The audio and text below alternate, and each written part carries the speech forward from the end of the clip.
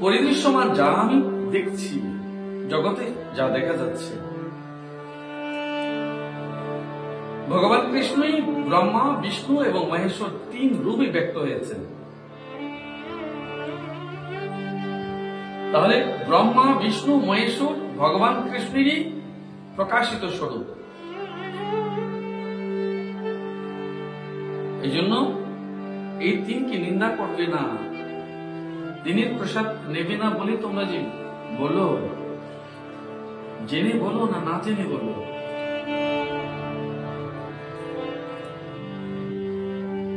এই তিনের প্রসাদ নেবে না যে বলো, জেনে বলো না না জেনে বলো। ওই তো ঘুরে ফিরে ভগবান কৃষ্ণকে অবজ্ঞা করা হলো। কারণ জগৎকে পরিচালন করবার জন্য তিনি তিন রূপে ব্যক্ত হয়েছেন, কখনো ব্রহ্মা, কখনো বিষ্ণু, কখনো মহেশ্বর। তিনজন তিন রূপ কাজ করছেন।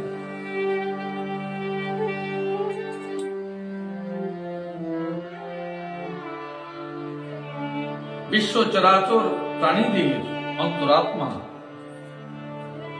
অন্তর্যামীর রূপে তিনি বিরাজমান আছেন। এই সমগ্র জগতে যত প্রাণী আছে, সর্বপ্রাণী রূপের মধ্যে, সর্বপ্রাণীর মধ্যে তিনি বিরাজমান আছেন। তো যাকে দূর দূর করে তুমি তাড়াচ্ছ, যাকে তাড়িয়ে দিচ্ছ, যাকে অবহেলা করছ, যাকে তুচ্ছ তাচ্ছল্য করছ, সূচি অসুচি, অধিকারী অনধিকারী বলছ, বস্তুত তিনি কে?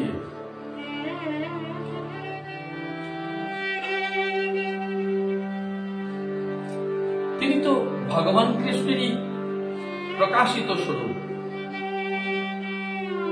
এত কিছু জানলে, এত বড় বৈষ্ণব হলে, এত বড় মহাত্মা হলে, এই কথাটুকু জানলে না, বুঝলে না যে তিনি অব্যক্ত রূপ ভগবানের, কৃষ্ণের প্রকাশিত স্বরূপ হচ্ছে জীব, মুক্তমান স্বরূপ। সর্বপ্রাণী ভগবানের জীবন্ত বিগ্রহ। যেদিন মা এইটুকু বুঝে যাবে যে সর্বপ্রাণী ভগবানের জীবন্ত বিগ্রহ, চলমান বিগ্রহ, সেদিন তোমার ঐশ্বরিক ভাবনা আরেক রকম হবে, পরমাত্মিক জ্ঞান হবে, আত্মিক দর্শন হবে, নিজেকে জানবে এবং ঈশ্বরকেও জানতে তোমার সহায়ক ভূমিকা নেবে। সাধন, এই তো সাধন। ভগবানকে জপ করে ডাকাটাই শুধু সাধন নয়। তোমার ব্যবহারিক জীবনে এইটুকু বুঝো যে জগতে ভগবানের জীবন্ত বিগ্রহগুলো যারা আছে, ওরাই তাঁরই স্বরূপ, তাঁর বিগ্রহ। তিনি হাঁটছেন, তিনি চলছেন, তিনি কথা বলছেন, তিনি দেখছেন। তার প্রতি সমর্পণ, তার প্রতি আশা, আকাঙ্ক্ষা, প্রেম, ভালোবাসা, এই সব তাকেই দেওয়া হচ্ছে। যদি ওই মানুষগুলো, ওই প্রাণীগুলো জীবন্ত ভগবান হয়, ভগবানের জীবন্ত বিগ্রহ হয়, তার প্রতি আঘাতটুকু ঈশ্বরকেই তুমি দেবে। এই জন্য ওই আঘাতটুকু তাকে দিয়েছ বলেই তুমি একদিন তার দুঃখটা ফিরে পাবে, তার অভিশাপটা ফিরে পাবে, তার যন্ত্রণাটা তুমি ফিরে পাবে। মানুষকে আঘাত করলে, দুঃখ দিলে কেন সেটা বারে বারে ফিরে আসে? যার খাবার কেড়ে নিয়েছ, তার খাবার, তোমার খাবার কেন কেড়ে নেওয়া হয়? যাকে আঘাত করেছ সে আঘাত কেন তোমার সঙ্গে আসে, তোমার জন্য আসে? এই কারণে যে তুমি ঈশ্বরের গায়ে আঘাত ছুঁড়েছ। তুমি ঈশ্বরের গায়ে আঘাত করেছ এবং সে আঘাত তোমার গায়ে পুনর্বার ফিরে এসেছে।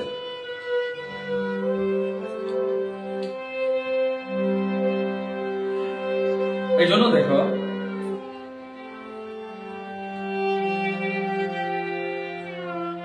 সেই অনন্ত এবং অপরিমিত মহিমাশালী পুরুষোত্তম শ্রী ভগবানের পাদপদ্মে আমার কোটি কোটি প্রণাম।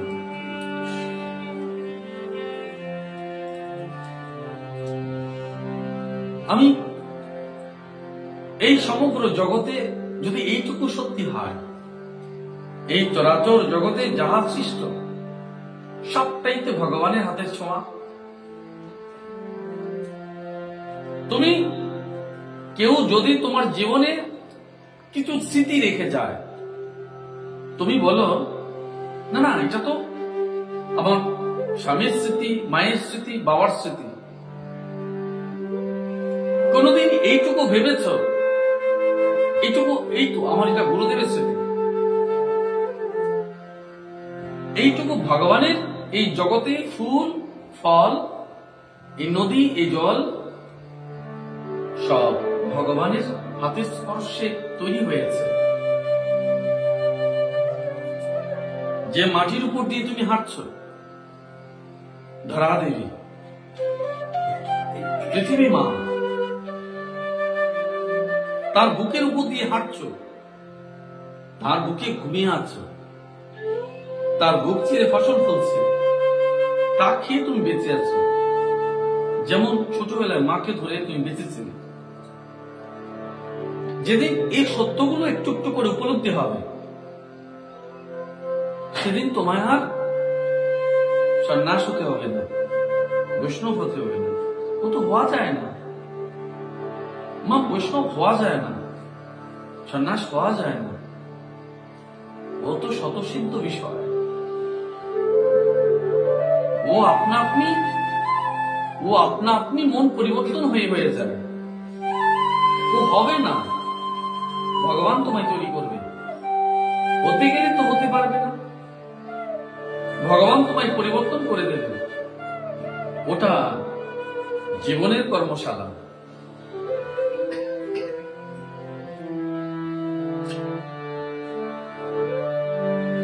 যিনি ধর্মপরায়ণ সাধুগণের, কোনটা ধর্ম মা, কোনটা অধর্ম? যা লোকহিত, তোমার হিত, সমাজের হিত, রাষ্ট্রের হিত, জগতের হিত, তার কল্যাণ সাধন হয়, তাহাই ধর্ম।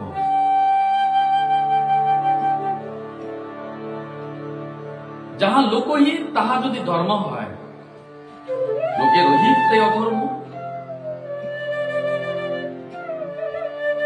চিন্তা করে দেখো,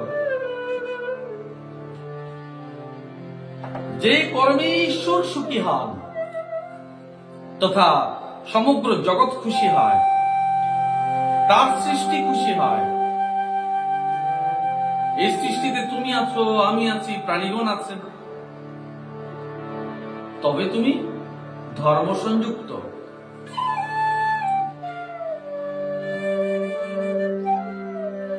যদি তুমি লোকের কল্যাণ করতে না পারো, মঙ্গল করতে না পারো, কারো ক্ষতি সাধন করো,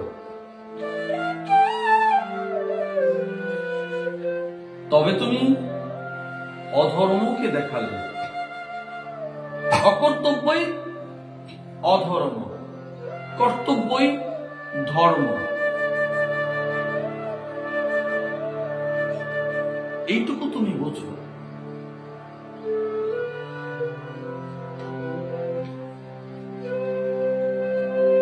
যিনি ধর্মপরায়ণ সাধুগণের দুঃখ দূর করেন, প্রেম দান করেন, পাপীদের দমন করেন। কাকে? সাধুগণের দুঃখ দূর করেন। সাধু কারা?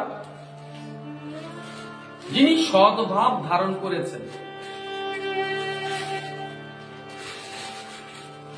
যিনি সদ্ভাব ধারণ করেছেন এবং যার গতি ঊর্ধ্বমুখী, যিনি লোককল্যাণ হেতু কর্ম করছেন।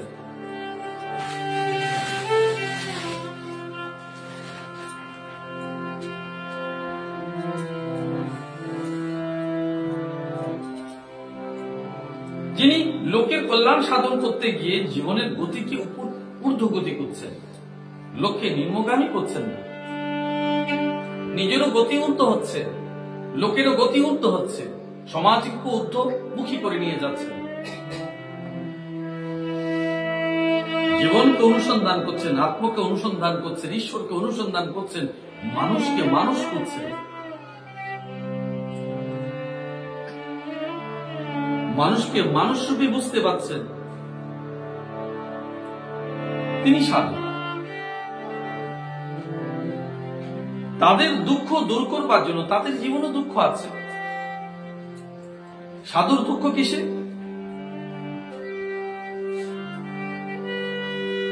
সাধুর দুঃখ এই জায়গায়,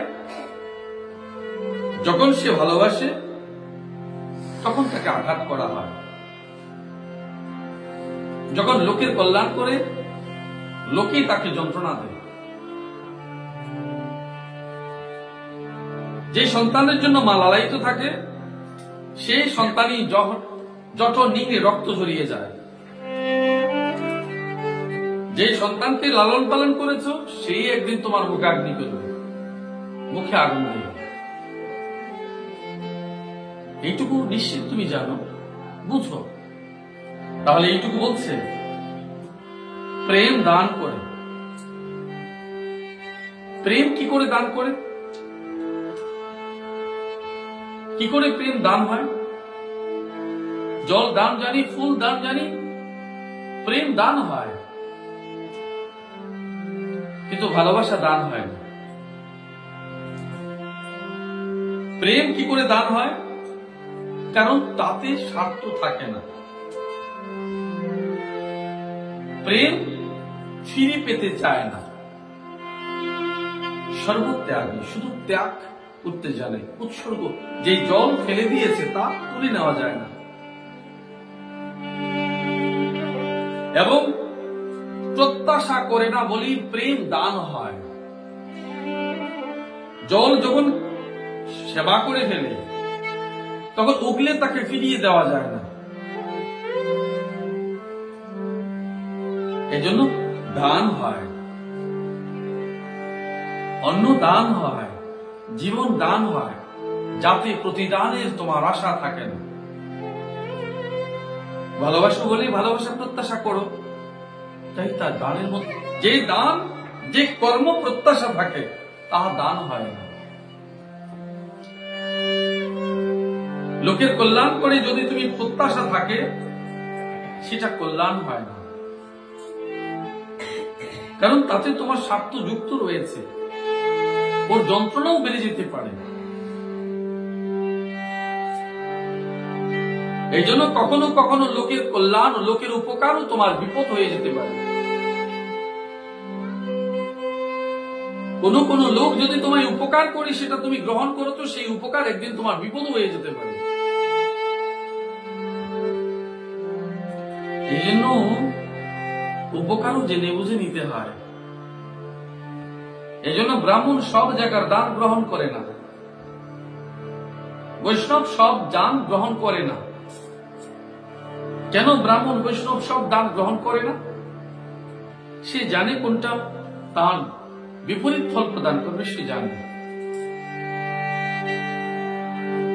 কোন সময় তোমার মেয়ে বিয়ে দেওয়ার সময়, রোগীর সাহায্যের সময় যে দান করেছিল বলে মনে করেছ, সাহায্য করেছে বলে জেনেছ, সে একদিন তোমার বাড়ি ঘর পর্যন্ত কেড়ে নিতে পারে।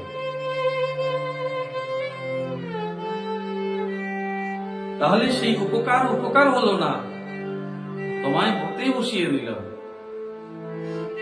এটা ধর্ম হলো না। তোমার দুর্বলতার সুযোগ নিল। এই জন্য এটা প্রেম দান নয়, পাপীদের দমন। পাপী এইটুকু মনে করো, যদি দেহের বিনাশ হয়ে যায়, পাপীর বিনাশ হয়ে যায়।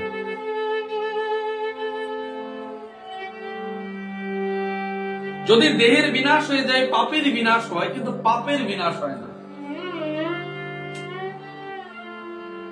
মানুষ দুটো বিষয় খেয়াল করে দেখো, তোমায় কতদিন মনে রাখে? যতদিন তোমার শরীরটা আছে, তোমায় চিনতে পেরেছি, তোমার শরীরের জন্য আমার কান্না হয়, তুমি আছো, তোমায় জানি, তোমায় বুঝছি, তাই তোমার ভেতরের যে যিনি আছেন আত্মা, সেই আত্মার জন্য কি আমরা কেঁদেছি কখনো? বলো, তোমার জন্য কান্না হয়েছে, তোমারই যে দেহ পুড়িয়ে ফেলা হবে, সম্পর্কের বাঁধনে তোমার জন্য আমার কান্না আসলো। কিন্তু তোমার ভেতরের যে আত্মা, তার জন্য কে কবে কেঁদেছে বলো?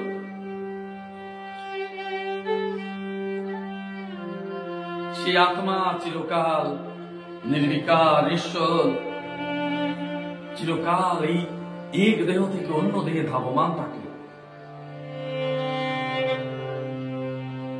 এক জায়গা থেকে অন্য জায়গায় যায়, এক জনি থেকে অন্য জনি প্রাপ্ত হচ্ছে।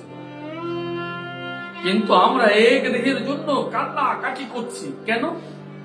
শরীরের প্রতি মায়া, মা রূপে, কন্যা রূপে, ভগিনী রূপে নানা সম্পর্কে আমরা জড়িয়ে তার জন্য কান্না করছি। বস্তুত যে যাহা বিনাশ প্রাপ্ত হবে। কিন্তু যা আমাকে টিকিয়ে রাখলো তার জন্য কাঁদলাম না।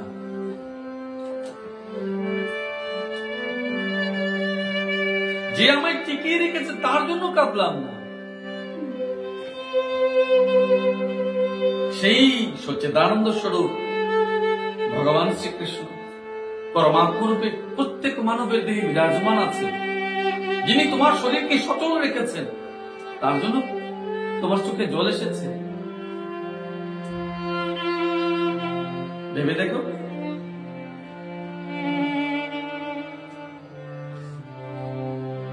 কখনো আত্মার জন্য কান্নাকাটি কেউ করেছে? করেনি।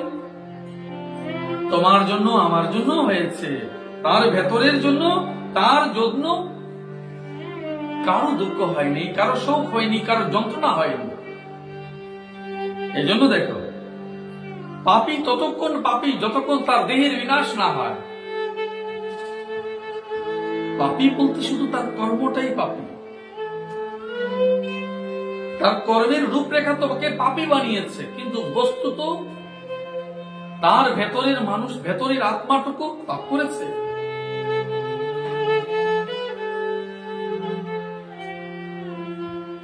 এই সত্যটুকু একটু একটু করে বুঝো,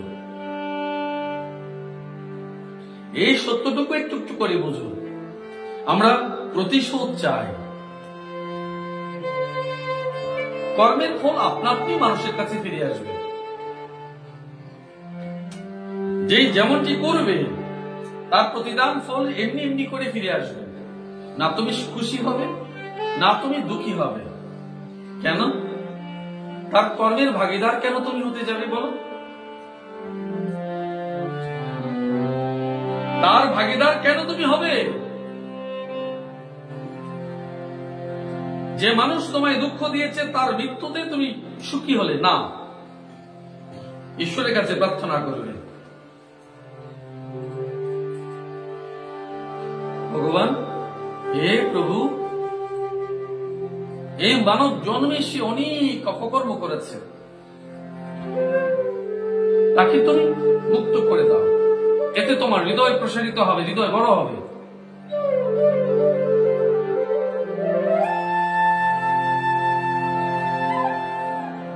আমি যে কথা বলছি বিচার করে, ধর্মের বিচার করছে তোমায় বলছি।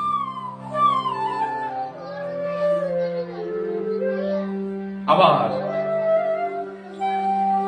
ধর্মকে প্রতিষ্ঠা করবার বেলায়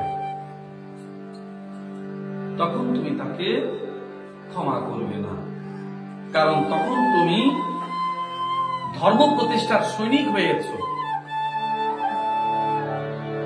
ধর্মকে প্রতিষ্ঠার সৈনিক যখন হবে, তখন তুমি ভগবান কৃষ্ণ এবং অর্জুনের কথা মনে করবে, ধর্ম প্রতিষ্ঠা করবে, জগৎ রক্ষার্থে, জগৎ কল্যাণের জন্য ভগবান যেমন সুদর্শন চক্র তুলেছিলেন, তুমি তোমার মতো করে তোমার বাক্যবান, তোমার কলমবান, এই সব তুমি তুলবে, মানুষকে জাগানোর জন্য কর্ম করবে এবং পাপীর কর্ম প্রসার তাকে বিনষ্ট করে দেবে এবং অতি অবশ্যই লোকের মাঝে শান্তিকে প্রতিষ্ঠা করে দেবে। এটা তোমার আসল কর্তব্য। এমন নয় যে এটা তোমার কর্তব্য নয়, তোমার কর্তব্য।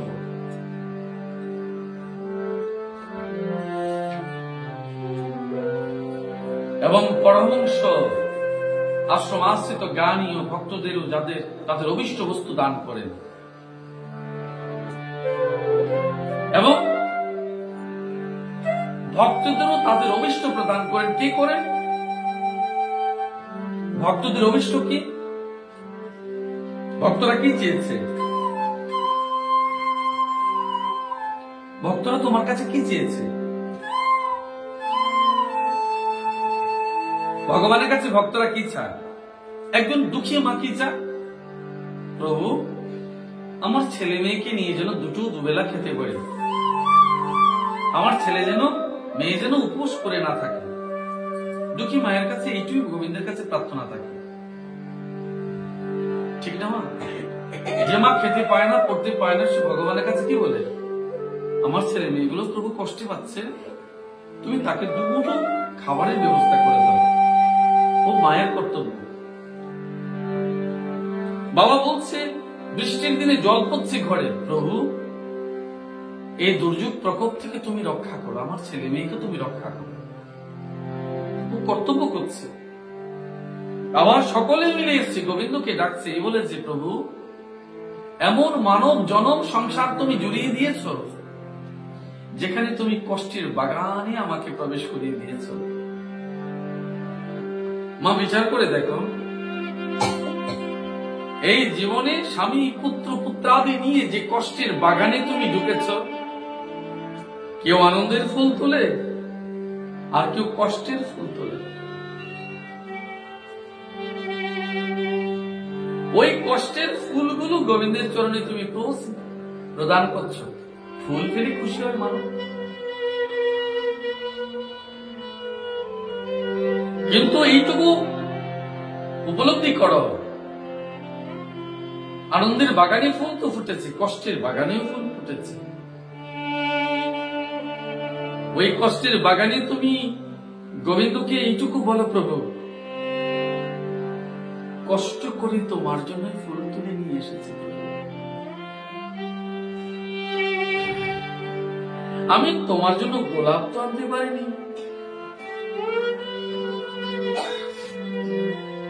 আমি দুটো বনফুল তোমার জন্য নিয়ে এসেছি প্রভু। ও তোমার চরণে নিবেদন করে যাই,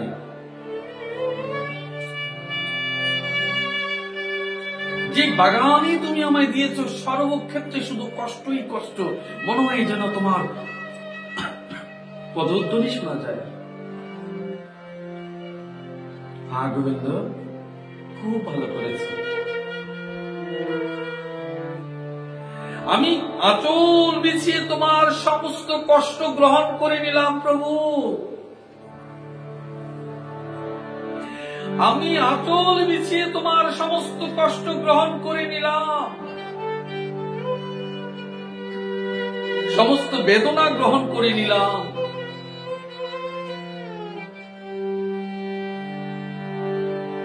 তবে প্রভু এইটুকু মনে রেখো, তুমি যাদের মুখ আমার দিকে থাকে, সব মুখ তোমার মুখ করে দিলাম। তার ভরণ, তার পোষণ, তার সব তুমি দেখো প্রভু।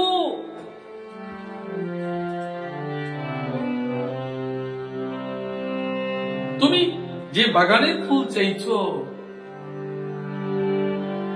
প্রভু, তুমি কি এইটুকু ভুলে গেছো যে আমিও তো তোমার বাগানের ফুল।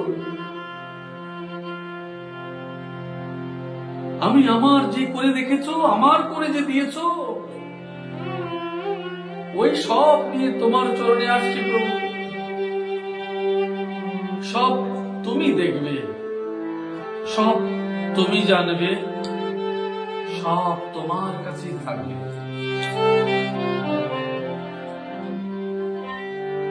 এই ভক্তদের প্রার্থনা। যারা সাধন করছো, মৃত্যু আসছে বলে জানছো, আসছো তো বটেই,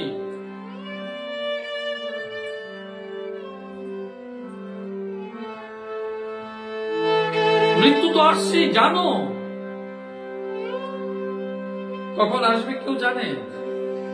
আসছে তো, কান পেতে শোনো, তার ধ্বনি শোনা যায়। তার আগে আমি জানি প্রভু, তুমি মৃত্যুরূপ তুমি শিব, পালক রূপী তুমি বিষ্ণু, জন্মরূপী তুমি ব্রহ্মা। এই সব তুমি। জন্ম ব্রহ্মা রূপে দিয়েছ, পালন বিষ্ণু রূপে করেছ, সংহার শিব রূপে করবে। ঠিক আছে প্রভু, সবটা তুমি নিলাম, কিন্তু আর নতুন করে কিছু দিও না।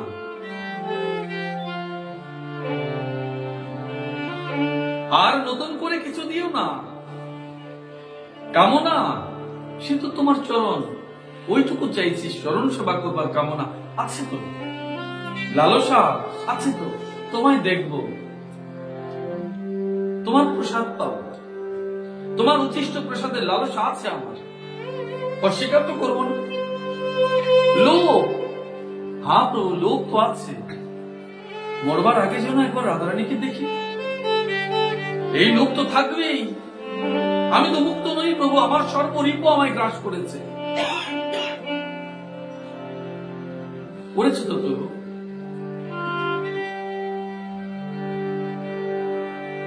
বলে তোমার হিংসা আছে? আছে তো প্রভু, তোমাকে দেখলে শুধু আমার হিংসা হয়। হে গোবিন্দ, শুধু তোমাকে দেখলে আমার হিংসা হয়। বলে কেন? তুমি কি করে এত কষ্ট সহ্য করো? আমি কেন পারি না তবু তোমার মতো? জগতে সহস্র সহস্র লোক তোমায় আঘাত করে, তুমি কি করে সহ্য করো প্রভু? তাই তো আমার ভীষণ হিংসা হয় তোমায় দেখতে।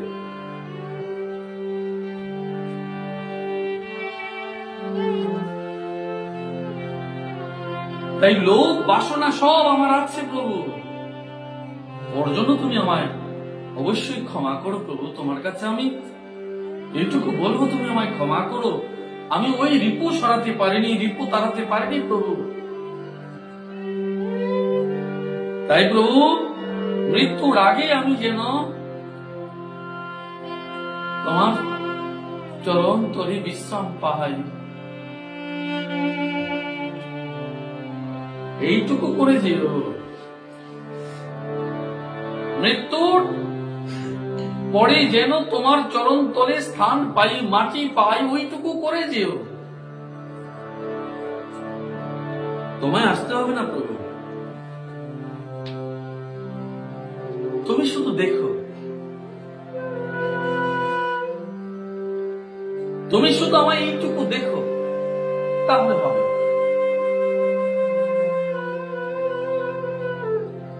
যদি এইটুকু কৃপা করো,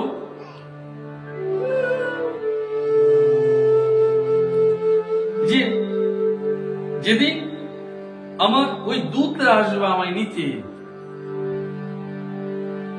যদি প্রভু কৃপা করো তুমি একটু,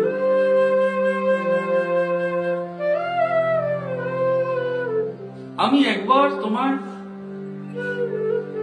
একটু প্রণাম করবো, ওই সময়টুকু দেবে, সুযোগটা দেবে।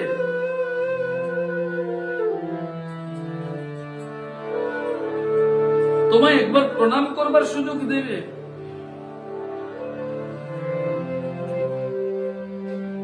যদি সুযোগ দাও এইটুকু দিও। আমি প্রতিজ্ঞা করব প্রভু, যার চরম দর্শন করবার জন্য সারা জীবন প্রতিজ্ঞা করেছি,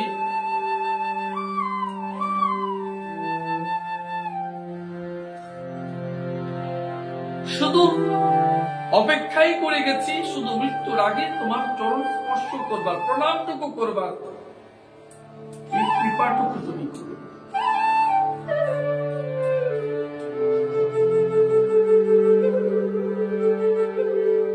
এইটুকু প্রভু। ধন দৌলত ঘর বাড়ি তোমার কাছে আমি চাইনি, কারণ এটা আমার ছিল না, পরেও থাকবে না, কারণ আগেও ছিল না, পরেও থাকবে না, কারণ আমি নিজেই থাকবো না।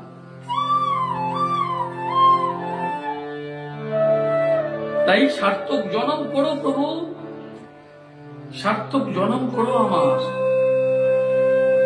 ওই একটি প্রণাম তোমায় নিবেদন করে যেতে চাই। যে ফুলের বাগান, দুঃখের বাগান, শোকের বাগানে তুমি আমায় ছেড়ে গেছো, সেই বাগানে শুধু একটি প্রণাম তোমায় দিয়ে যেতে চাই, ওইটুকুই হল।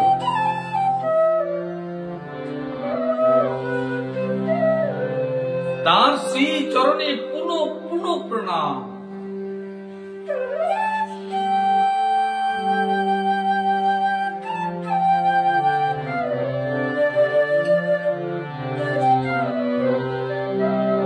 চরাচর জীব তার শ্রী বিগ্রহ। শ্রী সুখদেব বলছেন, চরাচর যত জীব আছে সবই তার বিগ্রহ। মা এইটুকু বুঝো।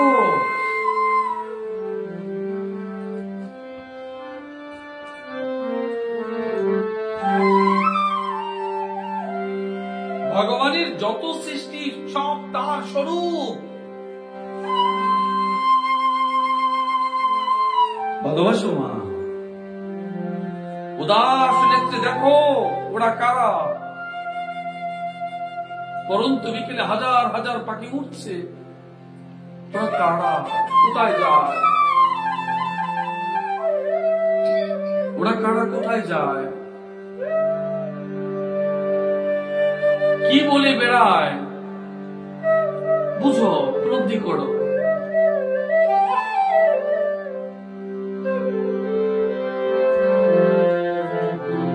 তাই কারো প্রতি কোনো পক্ষপাত নেই।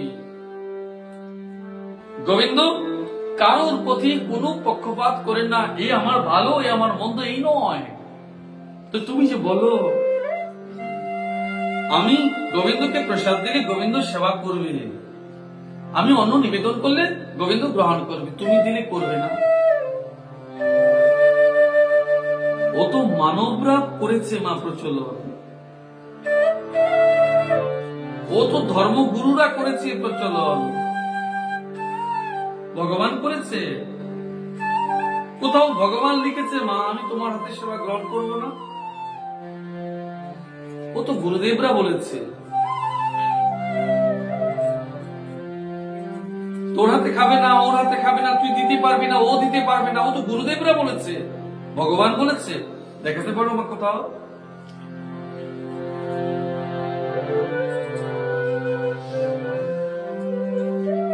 এজন্য মা, যারা এই অনন্ত ব্রহ্মাণ্ডে যারা শ্রেষ্ঠ, শ্রী সুখদেব গোস্বামীর মতো শ্রেষ্ঠ ভাগবত, পরম ভাগবত, তাদেরকে জানো। বেদব্যাস লোকেদের মতো জানো, ওনাদের বুঝো।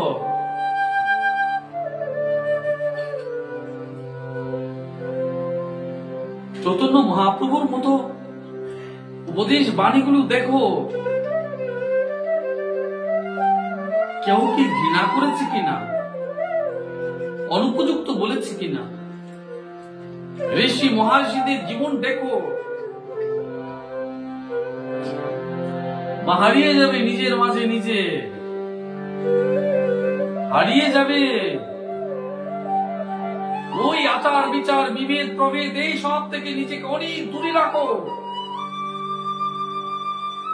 ঘৃণা বিদ্বেষ থেকে দূরে যাও। যে বাজারে প্রেম নেই সেই বাজারে থাকো না, নিজেকে গুটিয়ে নাও, অনুসন্ধান করো সত্যের। সত্যের অনুসন্ধান তোমায় মুক্ত করে দেবে। যারা সত্যকে ঢেকে রেখেছে তাদের প্রয়োজনে